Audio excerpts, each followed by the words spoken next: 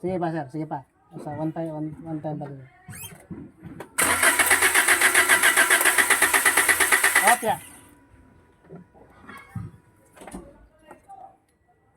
Wala. Wala. May gasolina? Possible pump. Pump.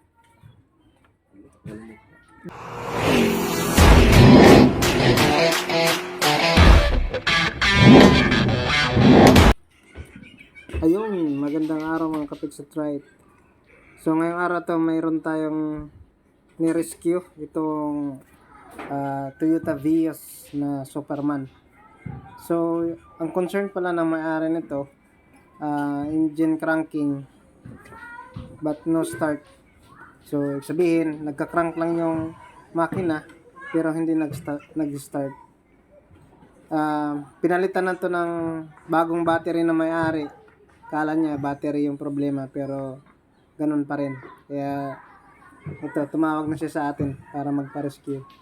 So yung una mo nating ginawa dito, scan muna natin yung sasakyan.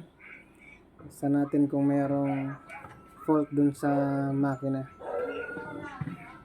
Ayan. Tapos wala naman tayong nakitang trouble code sa makina. Kaya tinisting muna natin yung pump using scanner. So dito nga kinomand natin yung scanner. Using scanner kinomand natin yung fuel pump para paganahin. So dito hindi siya gumagana. Dapat pag kinomand natin yung pump, dapat may maririnig tayong humming sound or parang motor na gumagana. Kaya dito tinanggal ko muna yung fuel lines, tapos tinisting natin na pa-start dun sa may-ari para makita lang natin kung may fuel talaga na lumalabas. So dito na-confirm ko na wala talagang fuel o lang gas na lumalabas dun sa fuel lines. Kaya possible talaga yung problema nito ay fuel pump. Dito tinanggalan natin yung upuan sa likod kasi nga nandito sa ilalim yung nakalagay yung fuel pump natin. Para masaya kapigsatrite, dinaan lang muna natin sa pagkanta-kanta para hindi naman masyado kabahan yung may-ari. Ngayon kapigsatrite, ito na yung fuel pump. Binabaklas na natin yung connector. I-visual inspect natin nito kung may mga putol ba, kasi baka hindi naman fuel pump yung problema, baka wiring naman. So yan, tinitingnan ko kung merong putol. Wala naman. Tapos ngayon gagamitan din natin siya ng pangmalakasan kapigsatrite. Itong tester natin, dalawa yung gamit natin dito, scanner at saka yung tester natin. Tinitestin natin dito kung may supply. Ayan, pinapagana natin yung relay ng fuel pump, tapos tinitingnan natin kung may supply ng kuryente. Yan nga, meron siyang supply. So wala talagang kawala dito yung problema kapigsatrite.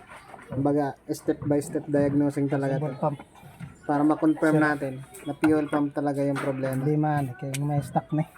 Bisa pag usaon mo pag 100 to. Hindi ginamo andar. Malo dito mo pick up. Gana man ang kusog man ni starter, dapat na andar na dahil siya. Fuel pump. Did fix it. Pangalan niyo Rods? Fix it lagi. Fix it right. Fix it right. Tidak may pakarit ini Rods eh. Makarit na sir kung mapandar na to ni. Maparit ni isa ni. Di nga ni mapandar ron, orag pahiya kita ni. Ito na baklas na natin yung fuel pump assembly. At saka yung housing kapigsatrite. Papalitan na natin siya ng fuel pump motor. Ayan. yung binabaklas ko. Yan yung fuel pump motor kapag sa drive. So hindi ko na tuturo sa inyo kung paano yan. Basic lang naman yan kapag sa drive. Kung mayroon kayong mga question, pwede nyo na lang ako i-message. Pero niya. Dari ka, saro para ni Kalarods. Ayan, ito na yung moment of truth. Kapag sa drive, nagkabit na natin yung bagong fuel pump motor. So, titistingin na natin kung talagang sureball yung ginawa natin. Yung success. Okay. Check in yan. Sa uso? Okay pa kaya andar? Ha? Okay pa ang andar. Wala na kay pag wala kay supply sa fuel, mga ganyan siya. Hindi sa pagkusog ang imong battery. Hindi ka pa andara na. Kaya sigara man nag-crank. Okay mong cranking. Ang cranking nimo, mama na starting nimo pag para maandar yung makina.